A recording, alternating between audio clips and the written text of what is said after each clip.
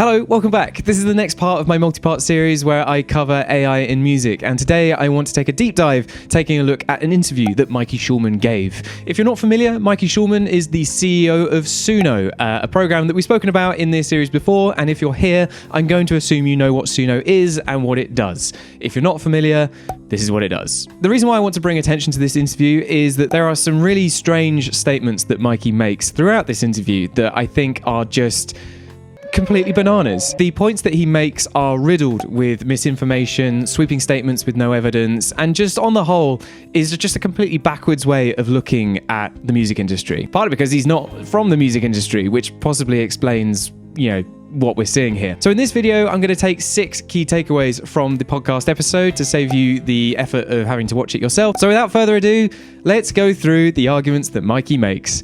Oh boy, this is going to be fun. Okay, so about 15 minutes into the interview, Mikey comes out with this doozy. He says, most people don't enjoy making music. What?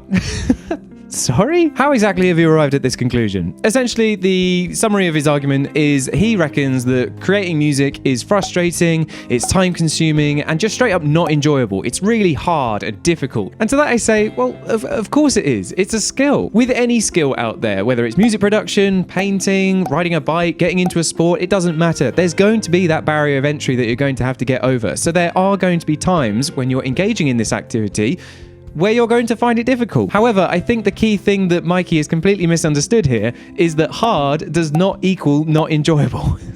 Just because on day one of you starting music production, you don't become the next Beethoven, doesn't matter.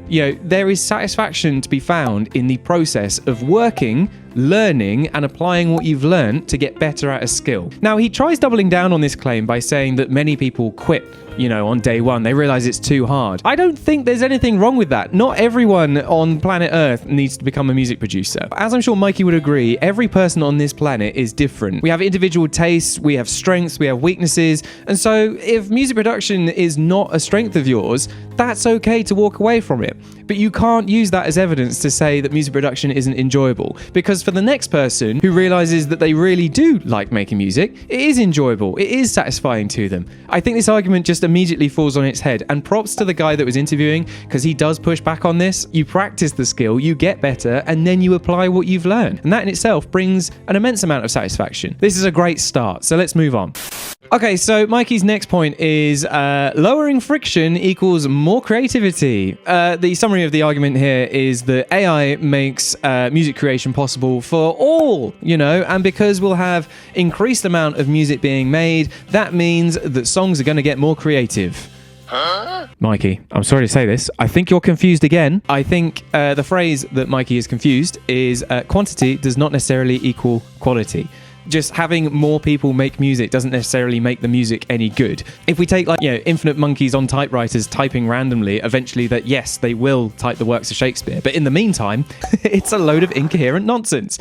I will acknowledge that obviously there are a handful of AI-generated songs that have snuck their way onto various charts in and around the world. As much as I'm not necessarily a fan of that, I can't deny that it's happened. There are AI-generated songs out there that have seen success. But that's not to say everyone's going to see success. That's just not the case. Just because you are generating more AI content doesn't necessarily mean that the creativity aspect is going to be there too. You're just going to be met with a bigger sea of stuff. Okay, this next point that Mikey makes is genuinely one of the most baffling points that he made during this interview. And I had to pause it just to try and comprehend what on earth he was talking about. But essentially, the point is music should become interactive, like video games. He thinks that music in the future should be something that you play with, not just consume. This argument, again, is just full of holes, namely because video games and music are just completely separate entities. They serve different purposes. I sort of get where he's coming from a business mindset, because naturally, as a businessman, he's looked at the size of the video game market,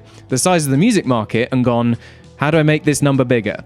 And so he's trying to just go, and I don't know, I don't think it's going to work. To explain my point a bit further, if you take video games, for example, video games give the user an opportunity to, immerse themselves in a world, give them some sort of agency or an objective to complete. Whereas music, you could argue that there is, the want to gain an emotional connection from the music you're listening to, or maybe a sense of identity or social meaning. From my perspective, it's not entirely obvious where the crossover that Mikey is saying that there is. This point he's trying to make is just incredibly weak, and it just comes across as, hey, I'm a finance bro and I just want to make money because the video game market is really big and I want the music market to be really big.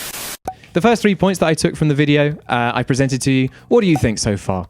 Is this guy onto something, or is he just talking out of his ass? Okay, moving on to the economic side. This is point number 4. He makes the argument that AI democratizes music, yeehaw, and helps more people make a living.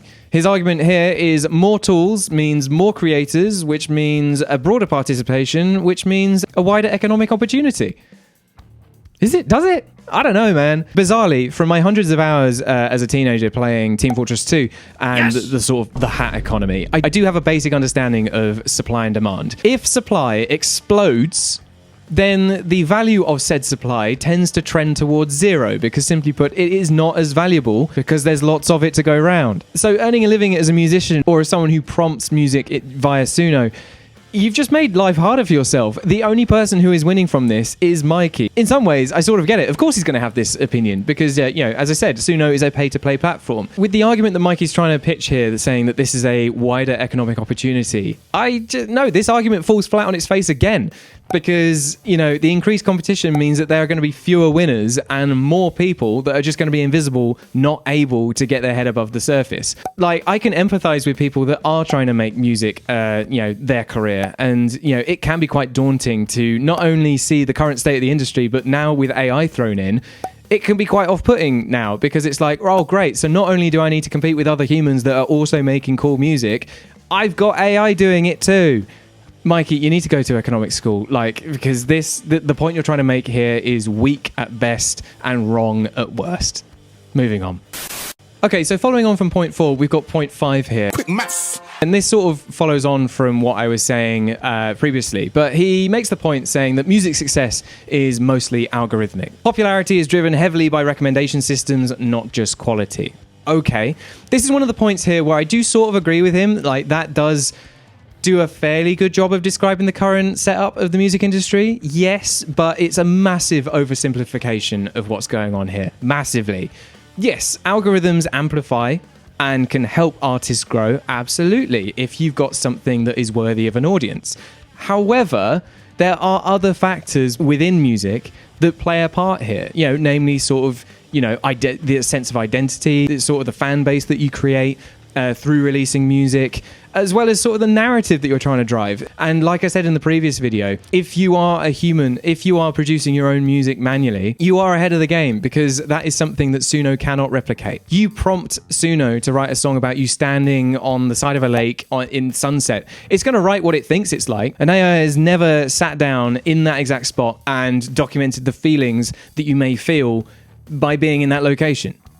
And finally, we arrive at the key takeaway here that Mikey uses to desperately justify the existence of Suno.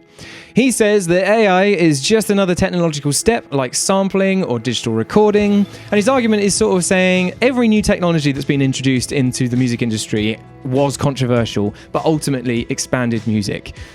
Again, this is a point where I half agree on, because when things like sampling or recording digitally were introduced, it was vaguely controversial, partly because there were people that were using old methods of making music that might have felt threatened by these new systems. I mean, let's face it, if you are an owner of an analog recording studio and then suddenly digital recording comes out of the woodwork and you're sat there going, hold on a minute, my way of life might be threatened here. I get that. However, there is a very, very key distinction here that we need to make. And to counter this, I will use Mikey's example. Things like sampling and digital recording were used to augment or enhance the human music making process, essentially increasing the quality of life for the person making music. Prompting music using Suno is not augmenting the music making process, it is outsourcing it.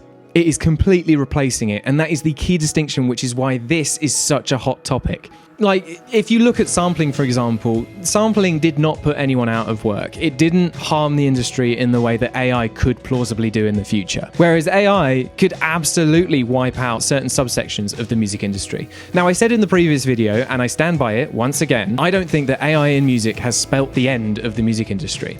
I think it will change it, and I think it will mold it in a different direction that we were expecting, but it won't doom it. Just thinking off the top of my head here, I think there is a subsection of music production that will be impacted here, and that would be in the realm of creating music for TV and radio adverts. If you look at the job spec of creating a piece of music for an advert, you're looking at really short, almost jingles, styled music. That can absolutely be outsourced at this point. We've seen it firsthand that AI is making convincing stuff, and if my tea leaves are to be believed, if my gut feeling is correct, I feel that area of music production will be affected. I don't know if it will be the end of it. I tell you what, I can picture a load of suits in a boardroom meeting, wondering how we can cut costs with the next TV advert that they're running as part of their campaign. And they go, oh, hold on a minute. The robot can make it. Yes, we'll do that. I've already mentioned it earlier in the video with sort of the lawsuit and the controversy that surrounds Suno, but it is worth pointing out again here that whilst, yes, it is controversial, we are seeing some real-world legal ramifications from this stuff being implemented. We have record labels like Warner Music Group, Sony Music, that are reasonably furious with AI programs like Suno, and I suppose you could throw Udio in the mix here, that have just been training their AIs with licensed music. And I am surprised that there wasn't more of a consequence for Udio and Suno when these guys started suing them. I am surprised they've reached a settlement. I mean, a lawsuit is an incredibly high amount of effort. To me, it feels like Suno and Udio just got away with murder.